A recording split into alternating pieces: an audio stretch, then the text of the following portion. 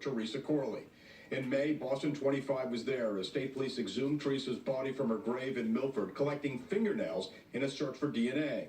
This morning, 7 months later, a Norfolk County Assistant DA told Theresa's family what they've waited years to hear, that technicians have finally retrieved a DNA sample from Theresa, and it came not from her grave, but from her clothes. They came back with a complete DNA profile from a sample gotten off of her jeans. Theresa Corley was murdered in December 1978 after a night out with friends in Franklin.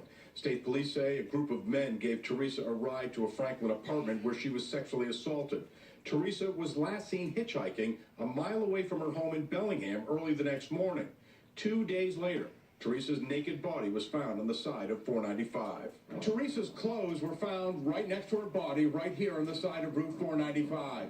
And now, almost 40 years later, DNA collected from those clothes may help break this case. Forensic science may ultimately solve this case, but Theresa's family is hoping that now one of her friends will finally speak up. This is the year for Theresa, and I'm hoping people will do the right thing.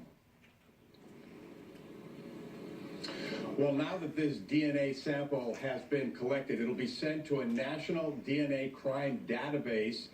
If there's a match, then this case, after almost 40 years, could finally be solved. And Bob, you learned the DNA sample did not come from the exhumation. It came from her clothes. So I'm curious, why is it taking so long to test it?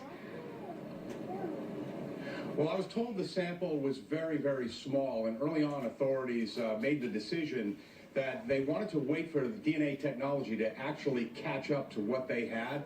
And it seems that that has paid off, that strategy has paid off, because they were able to get a full DNA profile from a very tiny piece of evidence that was collected off of Theresa's jeans that she was wearing the night that she was killed. By the way, I also want to let you know we have the latest developments on Theresa's case on our brand new Boston 25 podcast called New England's Unsolved. It's available on iTunes and wherever you get your podcasts. Reporting live from Bellingham, Bob Ward, Boston 25 News. All right, Bob, I know you've been working so hard to help this family find justice. I know you'll continue to do so and keep us posted. Thanks so much.